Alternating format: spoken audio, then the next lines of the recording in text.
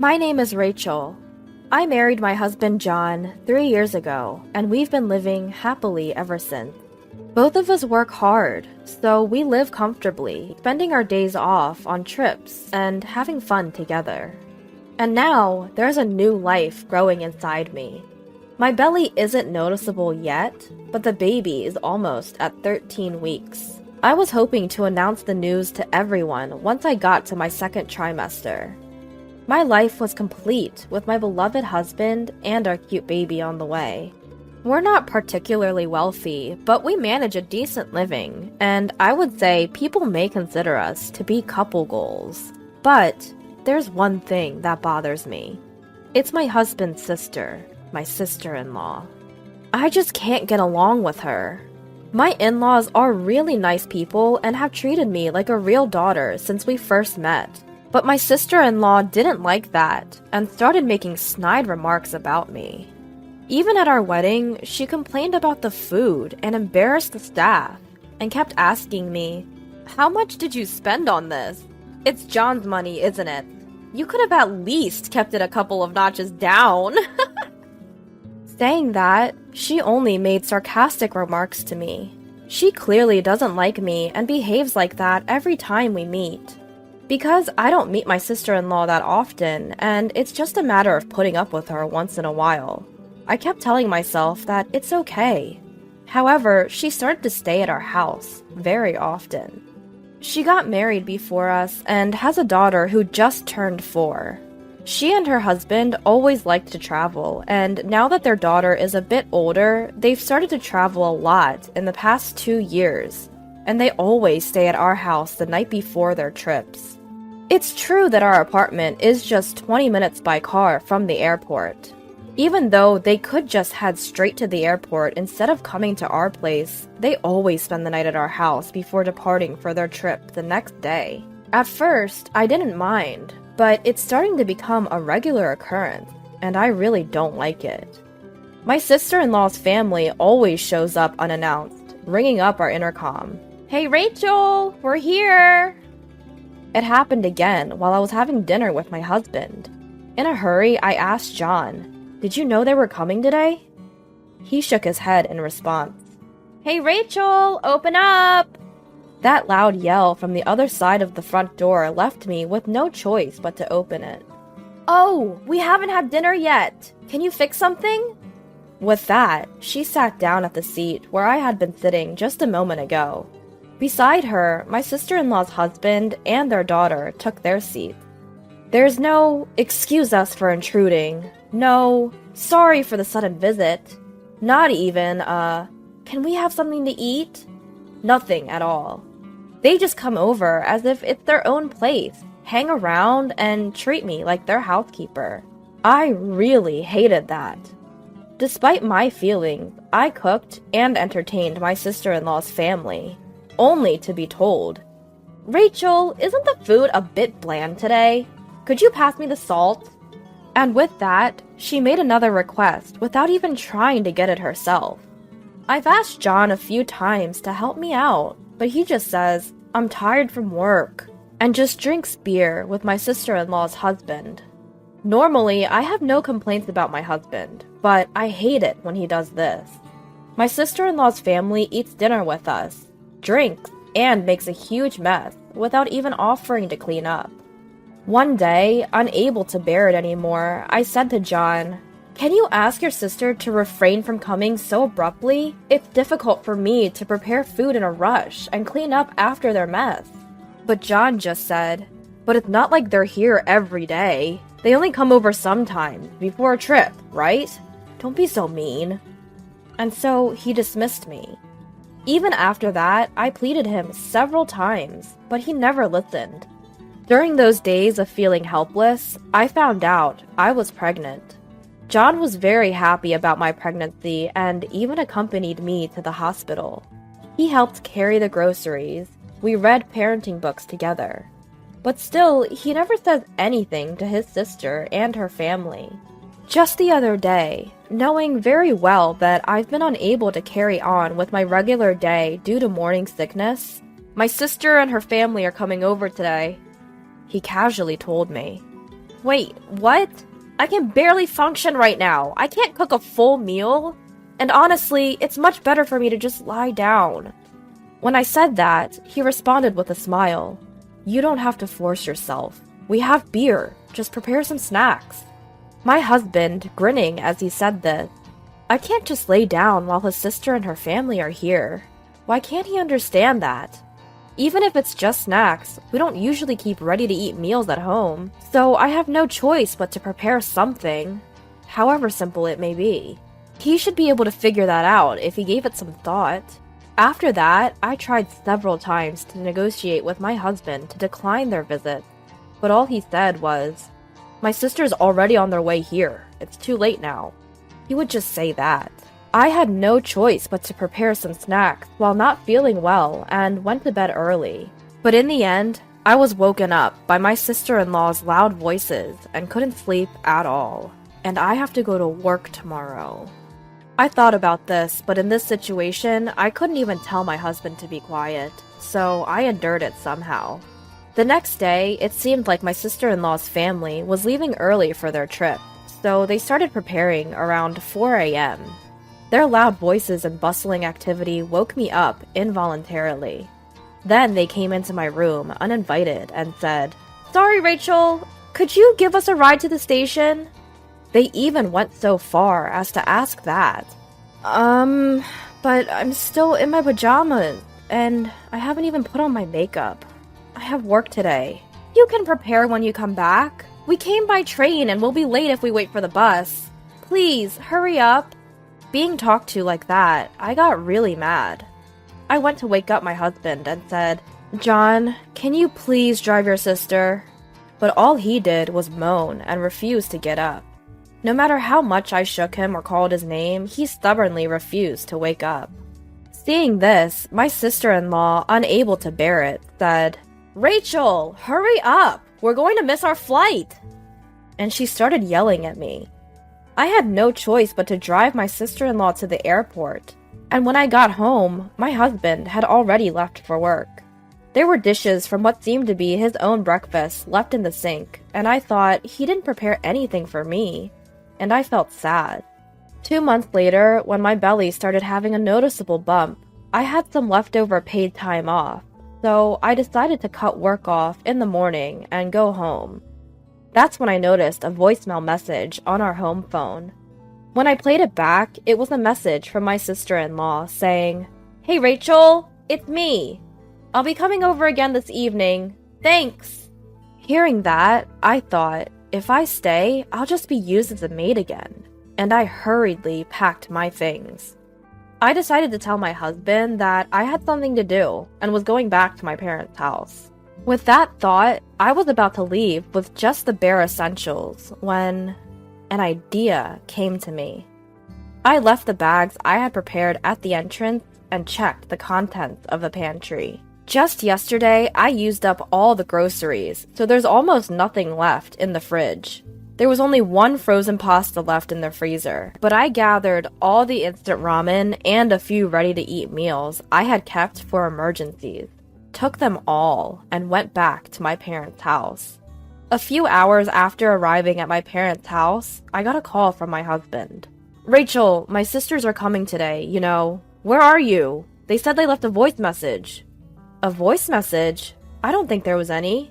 Plus, I got called back to my parents' house because I have things to do. I'm staying overnight and I'll be back tomorrow."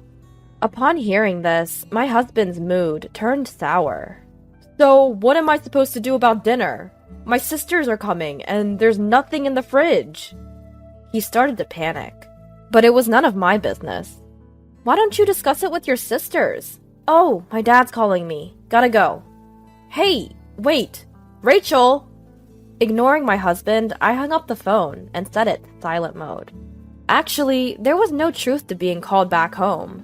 But if I had stayed at our house, I would have had to put up with the same unpleasant experiences, as always. I couldn't bear to stay at home thinking that, so I had to leave.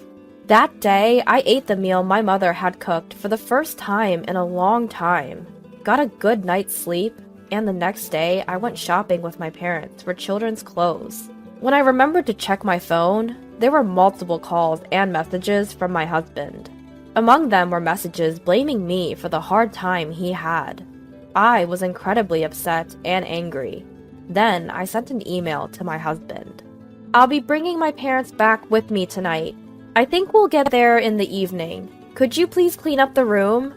Oh, and Dad said he wants to have a drink with you, so please prepare some snacks." Then I put my phone away and enjoyed the precious time with my parents. Around 7 p.m., I arrived home with my parents. My husband looked noticeably thinner, even though I hadn't seen him in just one day. The house was not completely cleaned up, and there was garbage scattered in places. "Good to see you, Mom and Dad. I'm sorry, my sisters came yesterday, and the room is a mess," he said apologetically to my parents. "Don't worry, you didn't expect us to come." My parents calmed him down, saying this. I made some quick snacks with my mom and served them to my husband and Dad. "So, your sisters came yesterday. Must have been tough, huh?" my dad asked my husband. Then John opened his mouth and began talking about how hard he had had it.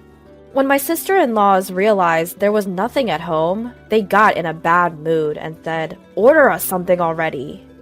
Apparently, they had John order whatever they wanted, like pizza and sushi. On top of that, they made John go to the convenience store alone to buy drinks, alcohol, and snacks. When the delivery arrived, they demanded money from John. He told me he spent about $180 just yesterday. My sister-in-law's kids are still small, so it can't be helped, but she always makes a mess after eating. However, neither my sister-in-law nor her husband say anything. I had pointed it out before, but they said, "Can you not interfere with our stuff?" Ever since then, I haven't said a word. John had never done any preparation or cleaning whenever the sister-in-laws came over, which is why experiencing this firsthand, what I always do, finally made him realize how hard it was.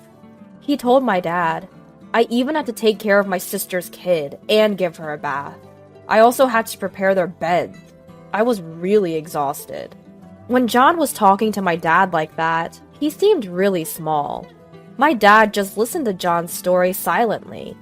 When John finished talking, he asked, "It sounds tough. I heard from Rachel as well that your sisters visit quite often. Is that right?" In which John replied, "On the other hand, yes, that's right. I've always left it all to Rachel, so I didn't realize how hard it was. I've decided to firmly refuse them from now on." And then he turned to me and said, "Rachel, I am really sorry. I didn't realize it was this hard. I'll definitely say no to my sisters." My dad just smiled warmly, looking at me, and I subtly gestured to my dad, trying not to let John notice. Yes, this was all part of the plan. I had talked to my parents about my sister-in-laws when I went back home. My dad suggested that I should go and put John in the same position. As a result, John understood how hard I've been having it and had him promise to firmly say no to his sister's visit. Everything was going as I had planned, so I secretly pumped my fist in joy. The next day, John contacted my sister-in-law and said, "Sis, I'm sorry, but please stop coming over to our place. It's too much for us to have you over, and we've had a hard time." He said that and refused to have her family over in the future. My sister-in-law and her husband were angry and kept coming over, but John never opened the door. Furthermore, John said, "I'm sure my sisters won't give up and will keep coming." He suggested moving.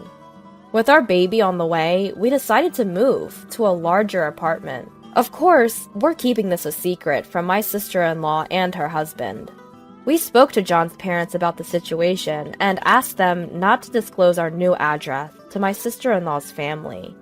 Since then, they have stopped coming over. In fact, our interaction with my sister-in-law's family has significantly decreased. We're relieved that we no longer have to deal with them. A few months later, we were blessed with a daughter, and now we're living happily.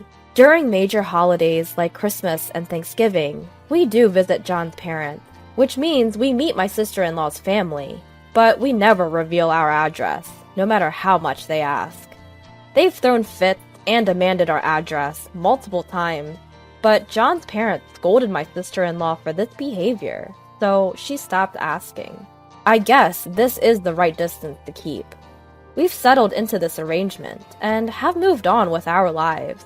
John has become more proactive in doing household chores and childcare ever since that incident. Even though he's working, he is supportive and involved in our daughter's upbringing. That incident must have had a real impact on him. In a way, I feel a bit grateful to sister-in-law's family for sparking this change in John, but I'm keeping that thought to myself. For now, I plan to have John help out a lot more with housework and childcare. Infertility treatment? What a waste of money. If we're infertile, the cause must be you. My husband hurled those harsh words at me, and in the end dropped a massive bombshell. I'm going to divorce my infertile wife and marry your sister instead, haha. Indeed, my husband chose his sister-in-law over his infertile wife. My name is Linda. I live with my husband, Nathan. Days spent with my beloved husband were indeed happy days. However, we had a hard time trying to have a baby. The discussion about infertility treatment began about 2 years into our marriage. Hey Nathan, I think it's time we started thinking about having a baby. Nathan responded with a lack of enthusiasm. Infertility treatment comes with various burdens, right? Both physically and financially. That's true, but if it's going to help us conceive, I think it's okay to give it a try. Well, maybe, but... Nathan didn't deny the idea of infertility treatment, but he was also not eager to proactively engage in it. I had become a housewife when Nathan had transferred for his job, so I guess he has financial concerns. Don't worry about the money.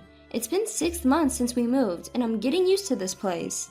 I'm thinking about finding a job soon, so we don't have to worry so much about finance, right? If I can start earning an income, we'll have more financial flexibility than we do now. With that, he would probably become more open-minded and supportive towards the treatment, but he reacted differently than I expected. Well, it'd be great if you could start working. But? I don't know how I feel about you finding a job for the sake of getting treatment. It's like putting the cart before the horse. Don't most people conceive naturally? That's not necessarily true. Women's bodies aren't that simple. I hear that when couples can't have kids, the cause is usually the female. Slightly irritated by Nathan's words, I responded, I do hear that often, but there are cases where the male may be the cause, you know. Alcohol, obesity, even diseases from childhood can cause male infertility. He frowned disapprovingly. Maybe, but statistically speaking, it's more likely to be the female, right? I mean, I haven't had any major illnesses, and I only drink socially. I doubt the issue is with me. So you're saying you think it's my fault? I didn't say that. I'm just generally speaking. Even though he didn't say it outright, it was clear that he believed I was the reason for our infertility. But it was true that I couldn't rule out the possibility that there might be factors on my side, so I went to get an infertility test at the hospital. To make matters worse, my mother-in-law was standing outside our door waiting for me when I returned home. Linda, where have you been? You're a housewife and yet you're always out. Hurry up and let me in, it's terribly hot outside. My mother-in-law always visits without notice, keeping tabs on me. Regardless of how well I kept up with the household chores, she consistently found something to criticize, pointing out things like, this spot is dirty, and this isn't good enough. Reluctantly, I let her in, and the first thing she said was, So, I hear you've decided to start infertility treatment? Huh? Why do you know about that? I obviously heard it from my son. Is that so? I was planning to wait and assess the situation before bringing up the topic with my husband again, so the fact that he had already talked about it with his mother was a surprise. You see, we let you marry our son for the sake of our family's heir. Yet, 2 years after marriage, you still haven't managed to get pregnant. I don't even know why we approved this marriage in the first place. I apologize for not having been able to bless you with a grandchild yet, but Nathan and I are committed to making every effort to conceive in the near future. Upon hearing my non-confrontational response, my mother-in-law let out a deep sigh.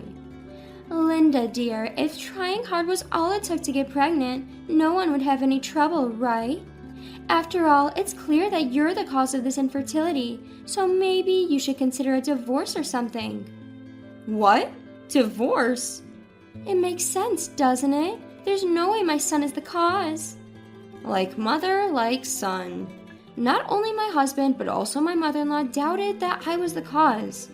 Apparently satisfied with her outburst, my mother-in-law left for the day. Upon my husband's return from work, I relayed the comments made by his mother. See, even Mom says the problem isn't me. If we're infertile, it must be you, Linda. He responded with a smug look while nodding in agreement.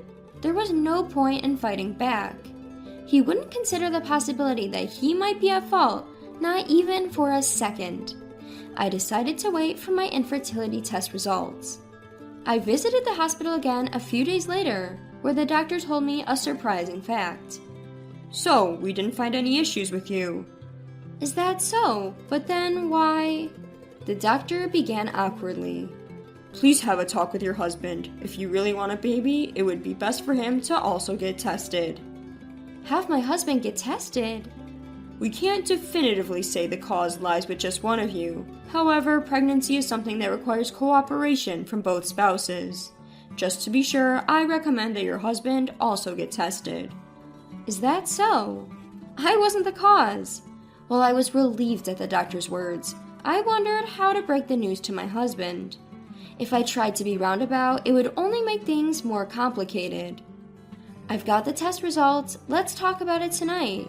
I texted him and decided to wait for him to come home. As I was preparing dinner, my husband returned. Behind my husband, inexplicably, stood my mother-in-law as well. Mother-in-law, why? I invited her. When I told her that the test results were out, she said she wanted to come. My husband had a look of ease on his face. They appear completely oblivious to the possibility that he might be the cause. Linda, hurry up and tell us the results. Although I can already guess without asking, haha. To my smirking mother-in-law, I responded clearly. There were no issues with me. The doctor suggested Nathan also get tested. Huh? Why me? Faced with the unexpected turn of events, my husband was obviously dissatisfied. What do you mean why? Pregnancy is something a couple has to work on together, isn't it? I had no issues, so now it's your turn to get checked. What's that supposed to mean? Are you saying the problem is with me? That's not what I'm saying. If we both get tested and neither of us is the issue, that's reassuring. If by any chance you are the issue, then we just have to get the proper treatment. As I tried to appease my angry husband, my mother-in-law interrupted. Stop this nonsense. Nathan has always been healthy. There have never been any issues with him. It's impossible for him to be the cause. It seemed as though she hadn't been listening to a word I said, as she stubbornly insisted that her son was not the issue. To convince them both, I showed them the medical report I received from the doctor. Look, I got this today. It clearly shows that they didn't find anything.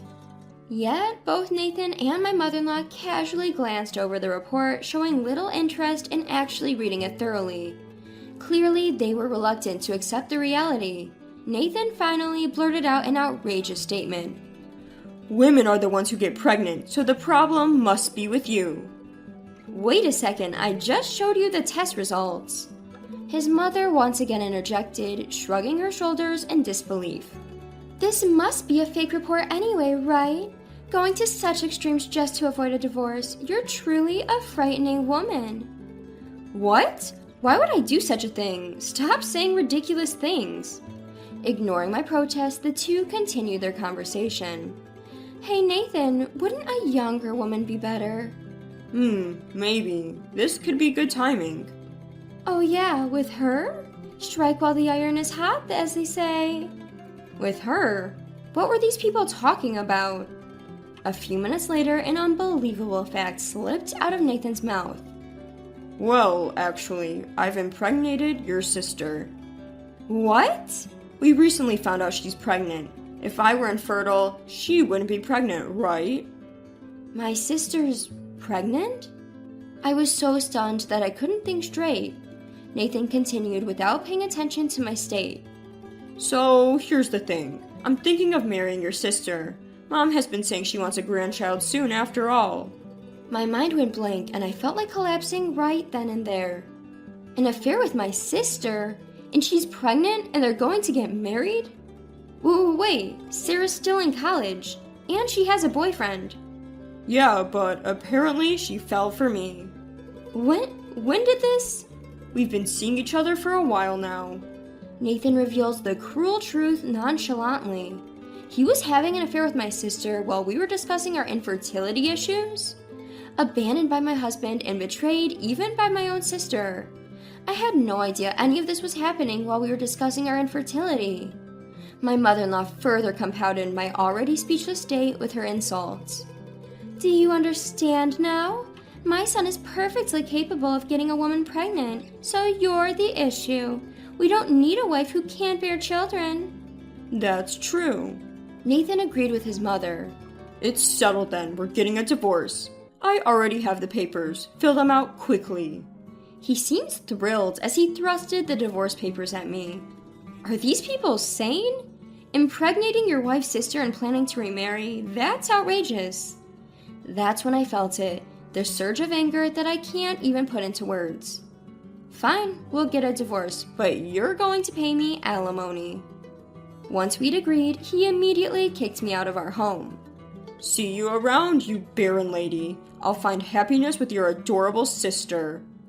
Later, I returned to my parents' home and explained the situation to them. They were enraged, but the truth is, they disowned my sister a long time ago. I was the only family member that my sister still had contact with. Her reckless behavior, particularly concerning money and relationships, had caused our parents a great deal of trouble. She was disowned by her parents once she started college. Nevertheless, she is my one and only sister. I'd regularly invited her to our home for meals with my husband. And this is how things end up. My parents said they summoned Sarah and my husband to give them a scolding. But I told them that was unnecessary. I knew that even if they got together, it wouldn't work out. And several years later, it was a few years later when I got remarried to Gary, someone I met at my new job, and we were soon blessed with a daughter. One day when we were out as a family, I heard a voice say, Hey Linda, is that you? Nathan. Long time no see. The voice belonged to my ex-husband. He took a quick glance at my daughter and current husband, then spoke to me with bitterness. Ah, so you were married. Lucky you, someone took you in. Mind your own business. How's your marriage with my sister going? At this, my ex-husband made a sour face. Just as I thought. I pretended to know nothing and asked him, What's with the face? You should be happy you ended up with a child with my sister instead of me. Well, you see, he replied with a pale face. Sarah was really unfaithful. Even after she gave birth, she used my money to cheat on me. Now we're divorced. She even took our child with her after all the baby stuff she made me buy. Oh dear, that sounds like quite a disaster for you, I replied, though I knew all along. I was aware of my sister's promiscuous behavior, which resulted in numerous troubles. Every time she ended up demanding money from our parents. Looking around and seeing that my daughter and husband weren't around, my ex-husband suddenly turned to me. Hey, would you consider giving us another chance? Excuse me? Don't you think it's a little too late for that? As you can see, I'm remarried. But your daughter's a stepchild, right? You shouldn't have to go through the trouble of caring for someone else's child. I don't need children anymore. Let's live freely together. He must have thought that my daughter was my stepdaughter. This man, after all this time, still didn't suspect my fertility. I boldly told this mistaken man the truth. What are you talking about? That girl's my biological daughter. Huh? His expression at that moment is something I can never forget, even to this day. He had a dumbfounded look, about 5 times more than usual. Weren't you infertile? Trembling, he asked. I explained politely. Well, isn't it unfortunate? We conceived our daughter right after I married my husband. But more importantly, I wonder who the actual father of Sarah's child is. I looked at my ex-husband with a wicked smile. His face was pale. Hey, what do you mean by that? Oh, don't worry about it. Just curious, you know? I knew my sister was promiscuous. I also knew the cause of our infertility was you. In other words, you were used by my sister. Used? Yes, she probably didn't care who she was marrying as long as she had a man to raise her child. And you, who misunderstood, fell into my sister's scheme and married her, unknowingly raising another man's child. So, you mean I was deceived into being a surrogate father? He fell to the ground and clung to me, crying inconsolably. Please, you're the only one for me. I was abandoned by Sarah, my child, even my own mother. I'll end up all alone. I don't care. That's the result of your actions, right? It's quite pathetic to be acting this way for someone your age. I looked down and threw those words at him. He slumped his shoulders, completely disheartened. Ever since, despite our conversation, he has kept sending me desperate texts. I was wrong. I want to start over. You're the only one for me. Please come back. I won't cheat anymore. But I blocked all of them without replying. It seems my ex-husband later requested a DNA test for the child. As a result, it was confirmed that the child was not his. To this day, he's in a state of self-isolation at home, not even going to work. Being abandoned by his mother, his only ally, feels like he's getting what he deserves. I, of course, haven't seen my ex-husband since that day. I have a family that is incomparably more precious. I couldn't care less about that man. I want to continue to prioritize my husband, who chose me, and our daughter, who came into our lives, focusing on them as we cherish